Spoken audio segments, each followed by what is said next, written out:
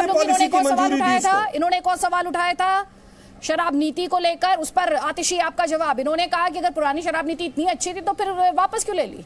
CBI से डर गए आप, साथ ही उन्होंने भ्रष्टाचारी होने का भी आरोप लगाया। देखिए, कांग्रेस किसी पे आरोप लगाए भ्रष्टाचारी होने का तो वैसे थोड़ा सा हास्यास्पद लगता है, लेकिन आलोक जी, आपने जो आरोप लगाने हैं लगा लीजिए।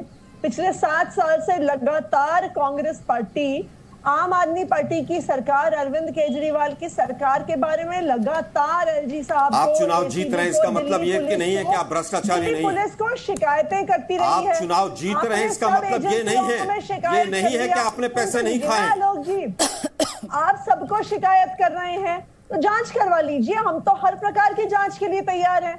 जब सीबीआई ने कहा वो हमारी एक्साइज पॉलिसी पे जांच करेगी, हमने कहा आपका स्वागत है। जब उन्होंने कहा हम डिप्टी सीएम के घर रेड करेंगे, हमने कहा स्वागत है। उन्होंने कहा लॉकर देखेंगे, हमने कहा स्वागत है। उन्होंने कहा क्लासरूम पे जांच करेंगे, हमने कहा स्वागत है। उन्होंने कहा मोहल्ला क्लिनिक पे जांच करनी है, हमने कहा स्वागत है। तो किसी भी मुद्दे पर अगर आपको शिकायत करनी है आम आदमी पार्टी की, अरविंद केजरीवाल की, तो आपका स्वागत है। आम आदमी पार्टी अरविंद केजरीवाल की सरकार के सैकड़ों केस हो चुके हैं। भारतीय जनता पार्टी ने तो एक असंवैधानिक शुंगलू कमेटी भी बनाई थी।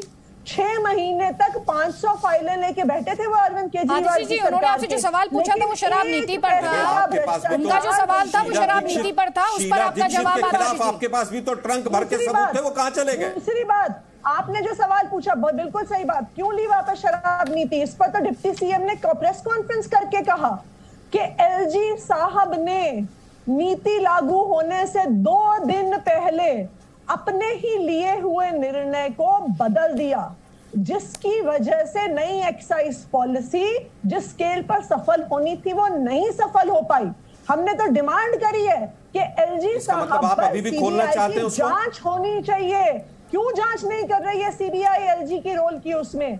क्योंकि भारतीय जनता पार्टी दिल्ली के अंदर 1000 शराब की दुकानें खोलने के पक्ष में है अभी भी। आज भारतीय जनता पार्टी को इस बात का जवाब देना होगा। वो अभी एजेंसियों की बात कर रही थी कि क्या सीबीआई और ईडी को कहीं भी अगर संगीन भ्रष्टाचार का आरोप है तो क्या सीबीआई और ईडी केस करती है? क्या विनय कुमार सक्सेना जी पर केस होगा? क्या एलजी साहब पर एक्साइज पॉलिसी पर केस होगा? या सीबीआई और ईडी का प्रयोग सिर्फ उन राज्यों में होगा जहां पे ऑपरेशन लोटस के माध्यम से सरकारें गिराने की कोशिश की जाती है? क्यों अभी तक बुंदेलखंड एक्सप्रेसवे पर कोई भी सीबीआई का केस नहीं हुआ? गुजरात में सरकारी एग्जाम्स के पेपर रोज लीक होते हैं, लेकिन अभी तक सीबीआई का केस नहीं हुआ। 100 लोग अवैध दारू पी के मारे गए गुजरात में, उनकी मौत हो गई। गुजरात, बुंदेलखंड महीनों से कहा आतिशी जी मुद्दे पर रह लेते तो दर्शकों को ये डिस्कशन थोड़ा ज्यादा समझ में आता, दर्शकों को ये डिस्कशन थोड़ा ज्यादा समझ में आता, क्योंकि दर्शक ये बात जरूर जानते हैं कि बार बार मैंने इस डिस्कशन को इस चिट्ठी पर फोकस करने की कोशिश की है, लेकिन दारू नीति की बात हो तो शिक्षा नीति, फिर शिक्षा पर बात होने लगे तो हेल्थ की नीति, मुद्दे पर कोई बात करने के लिए तैयार ही नहीं है, कोई मुद्दे पर बात नहीं करना चाहता। गौरव भाटिया, आपका जवाब। अदिति जी, देखिए होता क्या है, जब इनको पता है कि जनता प्रश्नों के गोल दागेगी तो ये लोग गोल पोस्ट के साथ बदलते नहीं हैं, दौड़ने लगते हैं। और हमारी और आपकी भी एक जिम्मेदारी है कि हम उस गोल पोस्ट को वापस वहीं लाएं और बार बार वही सवाल पूछें। सवाल क्या है? पहली बात मैं बता रहा हूँ, 11 बजे आपके ट्वीट का इंतजार रहेगा। आप बता दीजिएगा इस कार्यक्रम के बाद मुझे 11 बजे कहाँ आना है और मैं पहुंचूंगा। मैं ये वादा जी न्यूज़ पे कर रहा हूँ। 500 स्कूल दिखाइएगा। और दूसरी बात ये है, आप बताइए कि हमारे सवालों का जवाब इनके पास क्या है। अगर आबकारी घोटाले पे जाए, हमने पूछा 144 करोड़ का सवाल, आबकारी नीति वापस क्यों ली, इन्होंने उत्तर नहीं दिया।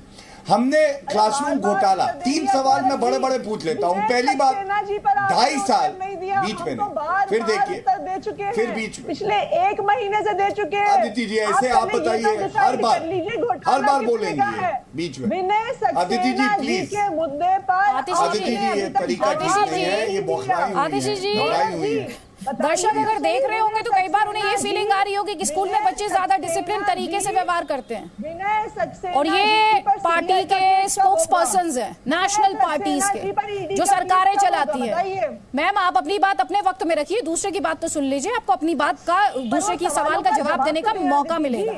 आप जब बोल रही थी उन्होंने इंटरप्ट नहीं किया आपको किसी ने इंटरप्ट किया? आलोक जी ने आपको इंटरप्ट किया हो, गौरव भाटिया ने आपको इंटरप्ट किया हो? नहीं किया ना मैम, तो जवाब ले लीजिए। गौरव भाटिया की आवाज प्लीज। धन्यवाद अदिति जी। मैं यही कह के अपनी बात को अंत करूंगा। मैं सबसे पहले ये कहना चाहता हूं, भाग केजरीवाल भाग क्यों कर रहा है?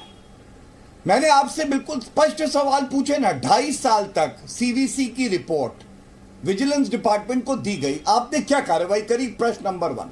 प्रश्न नंबर 2, टॉयलेट और क्लासरूम क्या बराबर हैं? टॉयलेट में आप क्या बच्चों को शिक्षा दे सकते हैं? आपने गिनती क्यों करी? मुझे यह बता दीजिए। और तीसरी बड़ी बात, आपने ये जो सारा निर्माण कराया, जो घोटाला किया, बजट बढ़ा दिया, स्वीकृति नहीं ली और उसके बाद टेंडर भी नहीं किया, क्या ये सही है? इसका अगर आप जवाब दे दें तो दर्शकों को लगेगा कि कुछ प्रवक्ता में दम है और अरविंद केजरीवाल उतने बड़े घोटालेबाज नहीं है। अगर उत्तर नहीं देंगे तो अरविंद केजरीवाल भी आपकी खाट खड़ी करेंगे, उसके बाद जनता भी करेगी और हम भी खाट खड़ी करेंगे। आतिशी जी